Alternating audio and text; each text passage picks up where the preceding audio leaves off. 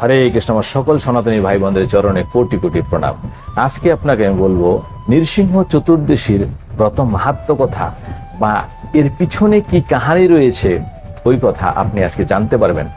11ই মে অর্থাৎ বাংলায় 27শে বৈশাখ আগামী রবিবার পালন হচ্ছে পরদিন আপনার সূর্যোদয় থেকে নিয়ে অর্থাৎ 5টা থেকে 9টা 23-এর মধ্যে।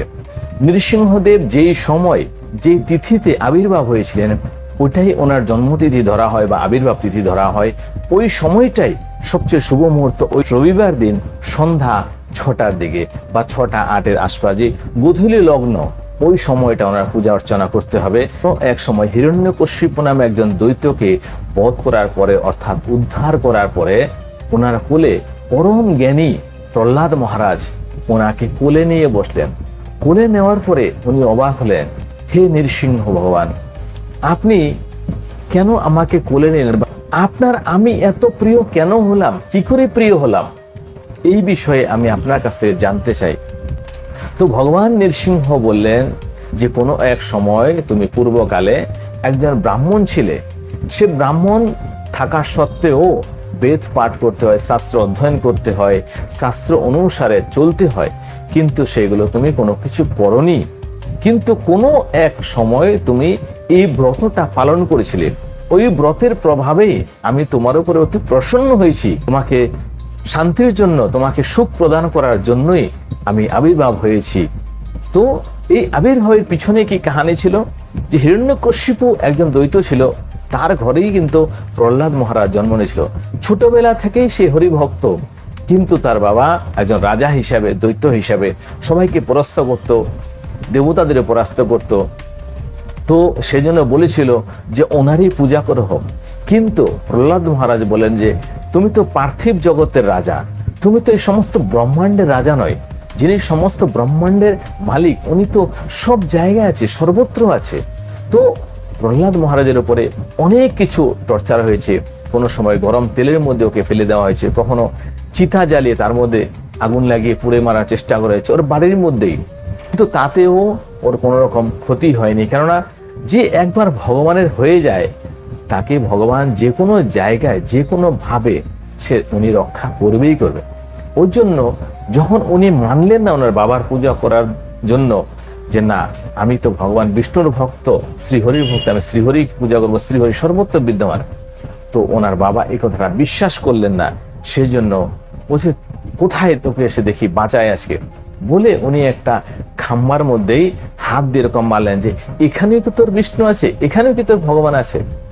এই কথা বলার সঙ্গে সঙ্গেই সেই পিলার থেকে সেই খাম্বা ফেটে একটা এমন বজ্রপাতের মতো বিকট শব্দ হয়েছে। ওই শব্দে সমস্ত লোক প্রজাজন মানে বয়রা হয়ে গেছে, কানে শুনতে পাচ্ছে না, চোখে কিছু দেখতে পাচ্ছে, এমন একটা মানে বিদ্যুৎ চমকানোর মতো চমক দিয়েছে এবং আওয়াজ হয়েছে। তা থেকেই বিশাল একটা মূর্তি সেখানে প্রকট হলেন, যে সিংহের মতো চেহারা আর শরীরটা হচ্ছে মানুষের মতো অর্থাৎ নরের মতো।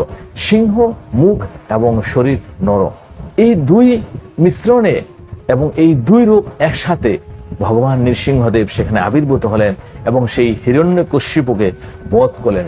এবং এই বধ করার পিছনেও কিছু কাহানি আছে, কারণ হিরণ্যকশিপু ব্রহ্মার কাছ থেকে এই বরদানগুলো পেয়েছিলেন, মহাদেবজির কাছে পেয়েছিলেন যে তাকে কোনো পশু দেবতা দানব হারাতে পারবে না, মারতে পারবে না। তখন ভগবান বলেছিল ভালো করে দেখো, না আমি পশু, না আমি দানব, না আমি দেবতা, আমার আধা শরীর নর আর আধা হচ্ছে সিংহ, অর্থাৎ আমি শ্রী শ্রী নরসিংহ, সেই রূপে আমি তোমাকে মারছি। তুমি বলেছ বা তুমি বরদান পেয়েছো তোমাকে রাতেও যেন কেউ না মারতে পারে, তোমাকে দিনেও যেন না মারতে পারে। কিন্তু ভালো করে তুমি দেখো, এখন না রাত, এখন না দিন, এখন হচ্ছে সন্ধ্যাকাল অর্থাৎ গোধূলি লগ্ন। তুমি এমনও বলেছ জলে স্থলে কোথাও যেন তোমাকে না মারতে পারে। এখন তুমি দেখো তুমি কোথায় আছো, তুমি আবার জাঙ্ঘের উপরে আছো, এখন তুমি মাটিতেও নেই, এখন তুমি উপরেও নেই। তারপরে ভগবান এটাও বললেন যে দেখো তুমি বলেছো তোমাকে যেন কোনো অস্ত্র, কোনো শস্ত্র কেউ যেন না মারতে পারে। দেখো আমি তোমাকে অস্ত্র দিয়ে মারছি না, তোমাকে কোনো শস্ত্র দিয়ে মারছি না, তোমাকে আমি আমার নখ দিয়ে মারছি। তো ভগবান এই কথা বলে সেই ধারালো নখ ওনার পেটের মধ্যে, বুকের মধ্যে দিয়ে চিরে দিয়ে ওনাকে মুক্ত করলেন, সেই অসুরকে বধ করলেন। এরকম একটা কাহিনী ছিল। আর মহারাজ প্রহ্লাদ তখন ভয় পেয়ে গেছিলেন। সেই রূপ দেখে তখন বললেন, ভগবান আমি আপনার আসল রূপ, আপনাকে যেই রূপে আমি পুজো করি, যেই রূপে মানি, যেই চরণ লাভ করার আমার মনে মধ্যে ইচ্ছা, আমি সেই রূপ দর্শন করতে চাই, আমাকে সেই রূপ দেখান। আপনার এই রূপ দেখে সমস্ত জগৎ ভয় পাচ্ছে। তখন ভগবান আমার সেই চতুর্ভুজ রূপ ওনাকে দর্শন দিলেন এবং ওনাকে কোলে নিলেন। কেন? আপনার আমি এত প্রিয় হতে পেরেছি। তখন ভগবান এই কথাগুলো বলেছিলেন যে এই চতুর্দশী ব্রত করাতেই আমি প্রসন্ন হয়েছি এবং তোমার উদ্ধারের জন্য বা তোমার মুক্তির জন্য, তোমার এই শত্রু নাশ করার জন্য আমি আবির্ভাব হলাম। তো এই ব্রতের দিনে যদি আপনি কথাগুলো শোনেন তাহলে আপনার মন সন্তুষ্ট হবে এবং আপনি ভগবানের সান্নিধ্য পেতে পারেন। কিন্তু কথা হচ্ছে এই নৃসিংহ চতুর্দশী ব্রতর মধ্যে আপনি একাদশীর মতোই পালন করবেন, সন্ধ্যার সময় ভগবানের পুজো করবেন। আপনি নৃসিংহ চতুর্দশী দিনে আপনি নদীতে, পুকুরে বা পরিষ্কার পরিচ্ছন্ন জলের মধ্যে তিল বা তুলসী এই সমস্ত মিশ্রণ করে বা শরীরের মধ্যে আপনি মাটি মেখেও আপনি স্নান করতে পারেন। কিন্তু সেই দিনের সবচেয়ে বড় মাহাত্ম্য কথা হচ্ছে যে গরিব থেকে গরিব লোকও যদি কাউকে দান করে ওই জিনিসগুলো অক্ষত থেকে যায় এবং সেটা ভগবানের কাজে লাগে। অর্থাৎ বলেছে সেই দিন দান করাটা অতি মহত্বপূর্ণ, সেদিন অবশ্যই দান করবেন।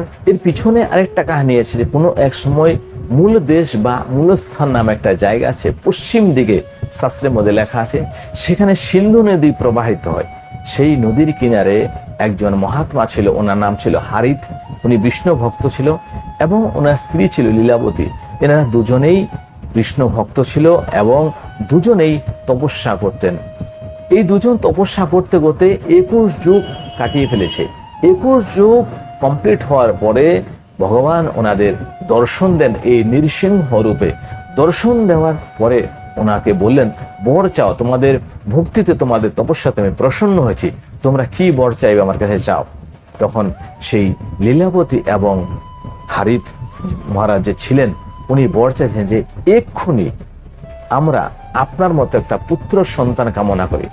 তখন ভগবান বললেন যে আমি তো পরমাত্মা পরমেশ্বর, কোথাও দর্শন দিই না, আমি যে কোনো রূপ নিতে পারি, কিন্তু আমি সর্বত্র বিরাজমান। কিন্তু আমার একটা রূপ নেওয়ার দরকার কি? আমি তো গর্ভের মধ্যে আসবো না, কেননা এই সমস্ত জগতের মধ্যে আমি আছি।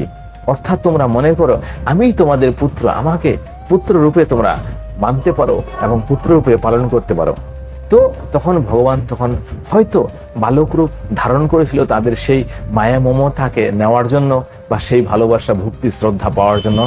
তো এই রথের মধ্যে আপনি যদি সেই হারিত মহারাজ এবং লীলাবতীর মূর্তির সাথে আপনি ভগবানের একটা বাল্য মূর্তি সাথে রেখে পুজো করেন, তাহলে আপনি ব্রতের পুরোপুরি ফল পাবেন।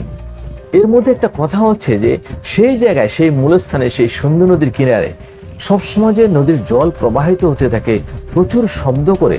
বলছে ওখানে গেলে এখনো পর্যন্ত যে ভগবান নৃসিংহ ভগবান যখন প্রকট হয়েছিলেন, যেরকম একটা বজ্রপাতের মতো শব্দ হয়েছিল, নদীর জলের মধ্যে সেই শব্দ এখনো লোকে অনুভব করতে পারে। এবং সেই স্থানে যদি কেউ যান, গিয়ে 10 দিন 10 রাত সেখানে ভগবানের নাম স্মরণ করে বা তপস্যা করে বা ভজন কীর্তন করে, তাহলে ওনাকে এই সংসারে আর দেহ ধারণ করতে হয় না। কিন্তু এখানে গিয়ে যদি কেউ অনাচার করে, অর্থাৎ মদ মাংস খায়, তাহলে কিন্তু তার নরকেই বাস হবে, তার কিন্তু কোনো রকম মুক্তি লাভ হবে না। এই ছিল আজকের ব্রত মাহাত্ম্য কথা। যদি কথাগুলো ভালো লাগে এবং আগে আর অনেক কিছু জানতে চান, আপনি এই চ্যানেলে যদি প্রথমবার হন অবশ্যই সাবস্ক্রাইব করে নেবেন এবং সনাতনী ভাই বোনদের মধ্যে শেয়ার করুন এই কথাগুলো জানার জন্য। শুনলেও অনেক রকমের পাপ ক্ষয় হয় এবং ভগবানের প্রতি ভক্তি জন্মায়। হরে কৃষ্ণ রাধে রাধে। জয় নৃসিংহ ভগবান কি জয়, জয় নৃসিংহ ভগবান কি জয়।